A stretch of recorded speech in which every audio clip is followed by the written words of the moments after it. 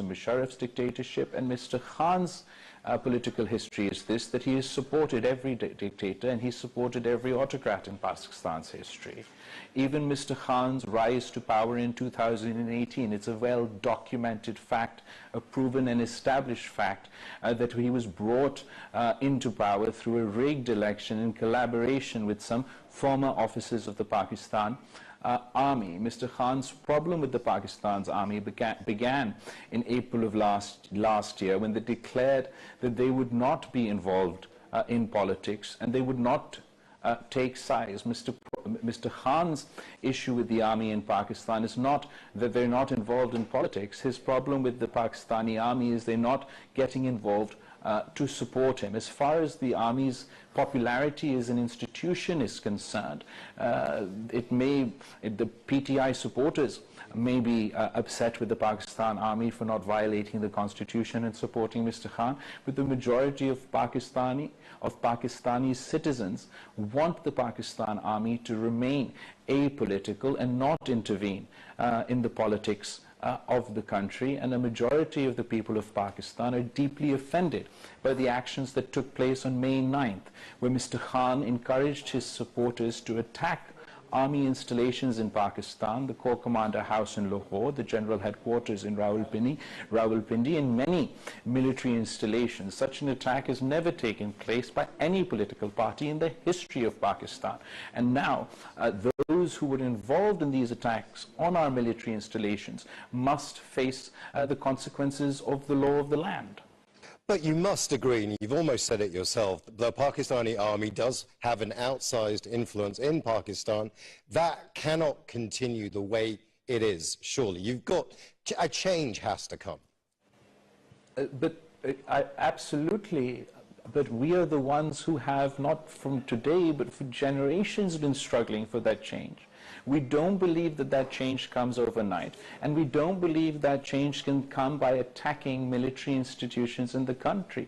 The only way that change can come would be for democratic forces and civilian institutions such as parliament to take their place within Pakistani society and exert themselves. Of course, while Mr. Khan was Prime Minister, he paid very little attention to Parliament, and when he should have been leader of opposition, he left Parliament. The fate of Pakistan can't be decided on the streets of Pakistan. It has to be decided by Parliament, and that is the only way that Pakistani democracy can be strengthened. When civilians take their own space, we'll ease the army out of politics.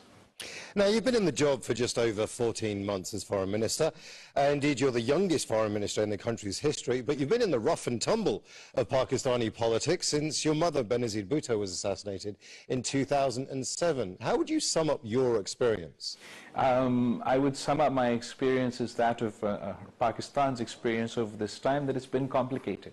As far as our development as a democracy, it has very much been 2 steps forward, 1 step back, 1 step forward, 2 steps back.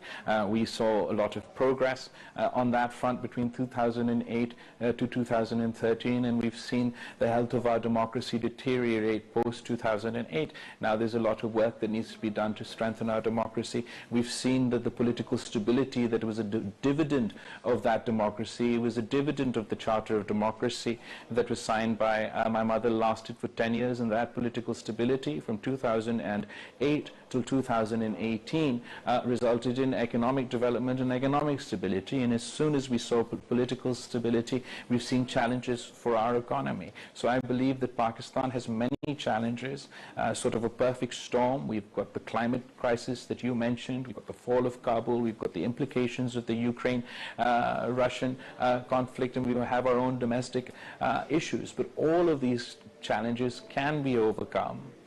These are difficult challenges, but they are temporary challenges, and I am confident that the people of Pakistan will come together to rise to meet these challenges and build a better future for ourselves.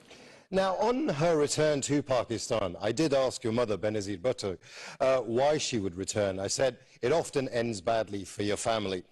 Why risk your life? Why return? Let me ask you the same question in a slightly different way. Your grandfather was executed, your mother assassinated, your uncle was killed. Do you regret returning to Pakistan? Oh, most certainly, I don't regret returning to Pakistan. Sort of the thing that drives me every day is the desire to fulfill my mother's vision for our country. And in my 14 months as foreign minister, I've seen the potential that we have, and we only need an opportunity to unlock that potential. And then the sky is the limit for Pakistan. We are a country that has been ravaged by the consequences of the Afghan war and our own internal decisions, but I have full faith in our country and in our system. As far as my family's history, you're absolutely right. It's one that's almost out of a Greek tragedy, but actually I'm here in Baghdad, and I'm on my way today. I'm going to be going to Karbala, and I often think that if the Prophet's family suffered such difficulties in their lifetime, then our sacrifices or our difficulties are nothing in comparison. And with struggling, and only through struggling, and only through facing the odds do you get to receive the fruits of your labor. And I'm sure one of the fruits of our sacrifice, one of the fruits of this labor, will be a more democratic, peaceful, prosperous, and ultimately progressive Pakistan. Sounds remarkably like your mother's words, democracy is the best revenge. Is democracy actually in Pakistan, though? I think that Pakistan is transitioning towards, well, it has a potential to transition towards democracy. We are standing at the fork in the road.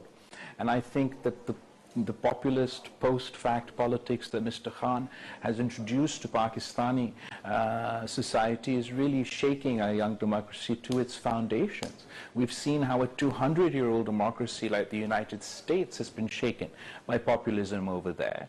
And this has been a fundamental challenge to us. All the norms, democratic norms that we had established post-2008 in order to become a semi-functioning democracy are now being challenged, but it is now up to us to ensure that we implement the Constitution, the law, and do whatever we can to combat these challenges so that it is the interest in strengthening democracy rather than undermining it. But I would absolutely admit we are at that fork roads, and now it depends on the decisions that the people of Pakistan take.